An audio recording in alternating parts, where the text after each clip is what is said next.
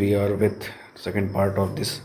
पहला पार्ट आप देखिए कंप्लीट, अगर आपने नहीं देखा है तो इन्वायरमेंटल माइक्रोबायोलॉजी के काफ़ी क्वेश्चंस को डिटेल में हमने एक्सप्लेन किया था। तो हमारा सफ़र शुरू हुआ था यहाँ से और हमने कई सारे क्वेश्चंस को करते हुए primary, section, secondary, diversity, climax पर करते हुए लास्ट क्वेश्चन हमारा ये था। अब हम आते हैं अपने नेक्स्ट क्वेश्चन पर बिना टाइम वेस्ट किए। Which of the following is correct statement regarding temporal patterns of biodiversity. Temporal patterns, temporal का मतलब क्या होता है? समय के साथ, टाइम के साथ चेंज होना। तो S1 ऐसे क्वेश्चंस बहुत कॉम्प्लेक्स रहते हैं, इसीलिए ऐसे क्वेश्चंस को लाए हैं हम। पहला स्टेटमेंट है, टू प्रिंसिपल फैक्टर्स हैं speciation and rate of extinction, ये कंट्रोल करते हैं। और ये जो दोनों हैं ये बहुत ही कॉम्प्लेक्स हैं, एक दूसरे से मिले हुए हैं और बायोटिक और एबायोटिक फैक्टर्स पर डिपेंड करते हैं।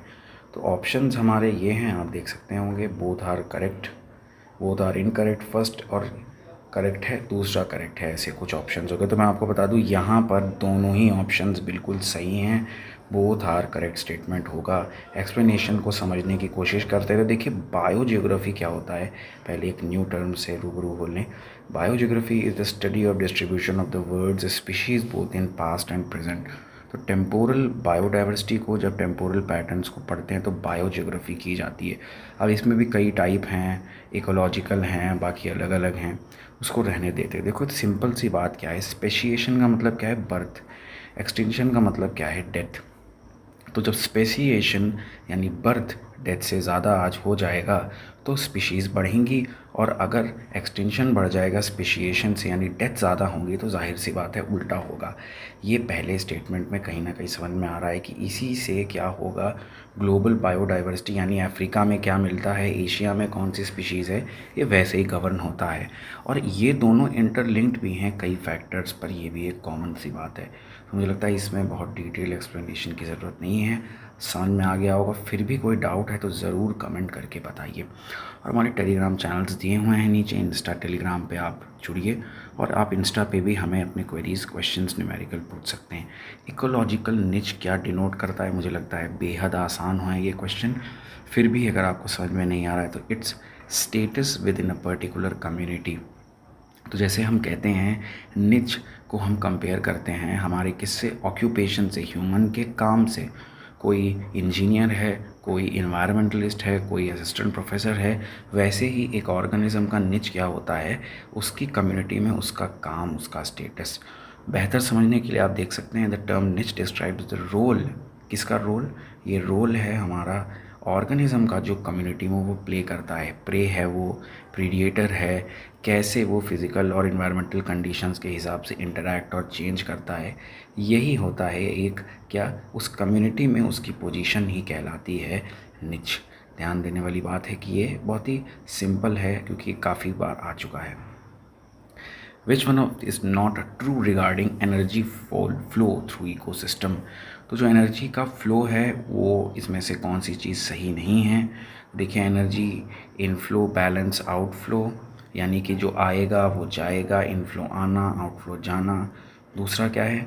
एनर्जी ट्रांसफ़र होती है तो कुछ एनर्जी डिस्पर्स होती है, यानी कि वो ज़ाया जाती है, वो ख़राब होती है, वो यूज़लेस हो जाती है।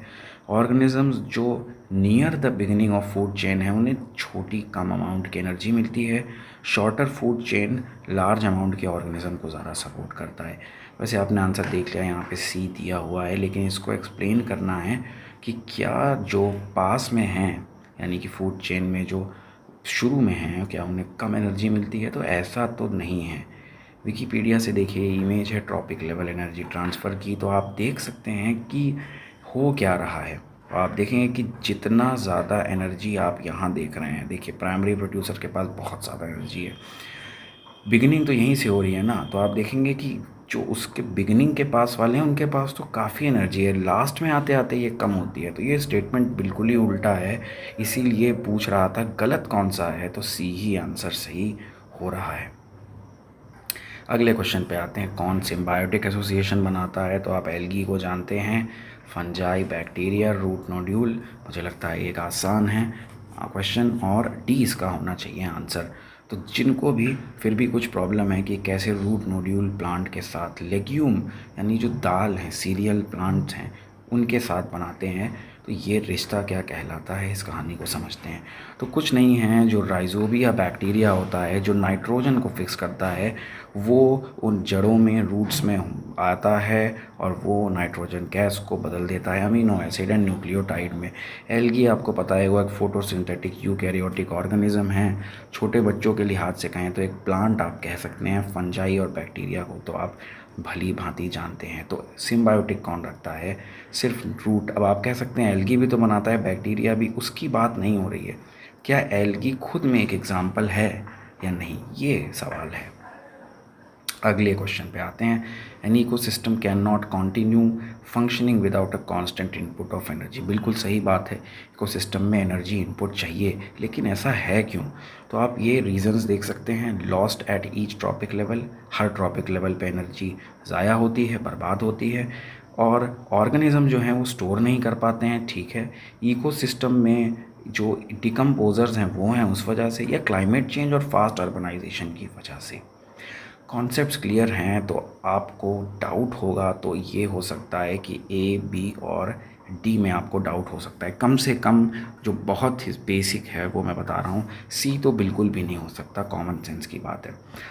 अब देखिए, बी को भी हटा देते हैं क्योंकि ऑर्गेनिज्म स्टोर करते हैं, हमें पता है स्टोर करते हैं, तो बी भी हट गया। अब हमारे पास दो ऑप्शन बचते हैं, ए और डी। अब या तो आप कंफ्यूज होंगे क्लाइमेट चेंज में, या आप सोचेंगे, तो आपको पता है कि क्लाइमेट चेंज की वजह से डिसरप्शन होता है इकोसिस्टम में, चेंज आते हैं, डेविएशन आता है, लेकिन रुकता नहीं है क्योंकि बात हो रही है एनर्जी की। तो एनर्जी से क्लाइमेट चेंज का लेना देना बहुत कम हो जाता है, क्योंकि एनर्जी आती है कहाँ से, हमारे सूर्य देवता सन के द्वारा।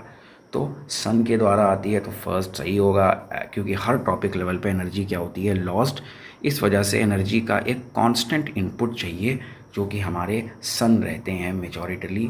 बिगेस्ट इनपुट हमारे सन है। क्लाइमेट चेंज फिर से क्यों, इकोसिस्टम को वो तबाह करेगा, बर्बाद करेगा, डेविएट करेगा, लेकिन जो एनर्जी है उससे उसका कोई लेना देना नहीं होगा। अगले क्वेश्चन पे हम आते हैं। Pyramid of energy is always upright. क्यों हमेशा अपराइट रहता है? इसका भी आंसर यहाँ पे लिखा ही हुआ है, आप देख चुके होंगे। क्यों, ये आंसर है, एनर्जी कन्वर्जन कार्निवोर्स का ज़्यादा नहीं होता है, ध्यान रखिएगा। प्रोड्यूसर्स के पास लोएस्ट एनर्जी कन्वर्जन एफिशिएंसी है, बिल्कुल नहीं। और एनर्जी कन्वर्जन एफिशिएंसी सेम होती है ट्रॉपिक लेवल पे, ये भी गलत है। इसको एक्सप्लेन करने के लिए यहाँ पे आते हैं। देखिए, यूनिडायरेक्शनल है एनर्जी, और अपराइट क्यों है? क्योंकि एनर्जी लॉस्ट होती रहती है और वापस सन को नहीं जा पाती है। मतलब सन ने दे दी, आई और लॉस्ट होना शुरू हो गई। और एफिशिएंसी हार्बीवोर्स की ज़्यादा है, इसीलिए अपराइट इकोसिस्टम में हार्बीवोर्स प्रोड्यूसर्स के पास एनर्जी का बड़ा चंक रहता है। धीरे धीरे जैसे कार्निवोर्स की तरफ आप बढ़ेंगे, एनर्जी कम होती जाएगी। तो चलिए, अब ये हमारा एक और क्वेश्चन देखते हैं। Which of the following is a not true? ध्यान रखिएगा। तो लोकली झूम कल्टीवेशन जो है वो भारत के कई नॉर्थ ईस्ट हिस्सों में होती है, ठीक है।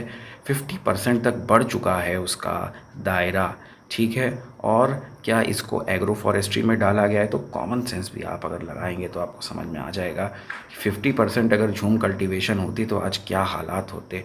और एग्रो फॉरेस्ट्री में भी इसको गवर्नमेंट नहीं करेगी, गवर्नमेंट तो इसको बैन करने की कोशिश करेगी, क्योंकि ये डिस्टेबिलिटी लाती है। तो 2 और 3 दोनों ही गलत हैं, ध्यान रखिए। नॉट ट्रू, बच्चे ज़्यादातर ये देख ही नहीं पाते हैं, true not true. North east में प्रैक्टिस होती है, ये बात सही है, लेकिन अब मैं आपको बताऊंगा कि 50% भी है कई जगहों पे। इसके लिए हम आते हैं ICAR जो है, उसका जो मेघालय का एक रिपोर्ट है, उस पर हमने नज़र डाली तो हमने देखा कि around 52% of gross cropped area of Arunachal Pradesh is under jhum cultivation. तो नॉर्थ ईस्ट के कुछ स्टेटों में 50% के आसपास है, ध्यान रखिएगा। अगर इसी में थोड़ा सा चेंज करके ये नॉर्थ ईस्टों के लिए लिख देता 50, तो यहाँ पे आंसर कुछ और होता। लेकिन सिर्फ नॉर्थ ईस्ट में है ऐसा है, राजस्थान में, यूपी में, कई डिस्ट्रिक्ट्स में होता है, but that percentage is very very low. तो आप समझ गए होंगे कॉन्सेप्ट्स को। और हमारे पास अब एक बहुत ही मेजर चंक आता है एक अलग ही टाइप के क्वेश्चन का। अगर आपको ये आता है तो आता है, नहीं आता है तो नहीं आता। तो ये है allopatric speciation and peripatric speciation. तो मैं आपको बता दूं, यहाँ पे हमने आंसर आपको नहीं दिया है, देखिए। तो आप आंसर अगर चाहें तो आप अटेम्प्ट कर सकते हैं और हम आपको सही आंसर बताना चाहते हैं। Both are incorrect, B. क्यों? एलोपैट्रिक स्पेसिएशन और पेरीपैट्रिक क्या है इसको समझिए बहुत ध्यान से। एलोपैट्रिक स्पेसिएशन क्या होता है? किसी भी ज्योग्राफिक स्पेसिएशन यानी नदी या पहाड़ की वजह से क्या होता है, सेम स्पीशीज़ दो हिस्सों में बट जाती है और वो क्या करती हैं, ब्रीडिंग नहीं हो पाती है उनकी, तब हम कहते हैं एलोपैट्रिक। अब पढ़ते हैं सवाल में क्या था। तो सवाल में क्या था, एलोपैट्रिक एडजेसेंट यानी पड़ोसी पॉपुलेशन में होता है। ऐसा नहीं है सेम पॉपुलेशन में होता है। होता क्या है, नदी या इसकी वजह से कुछ स्पीशीज़ उधर चली गई, अब वो इधर नहीं आ पाई, बाढ़ आ गई, रॉक गिर गए, कुछ भी हो गया और जोग्राफिकल बैरियर की वजह से वो वहीं रह गई। तो ये जो बंटवारा है ये कहता है एलोपैट्रिक स्पेसिएशन। पेरीपैट्रिक स्पेसिएशन क्या है?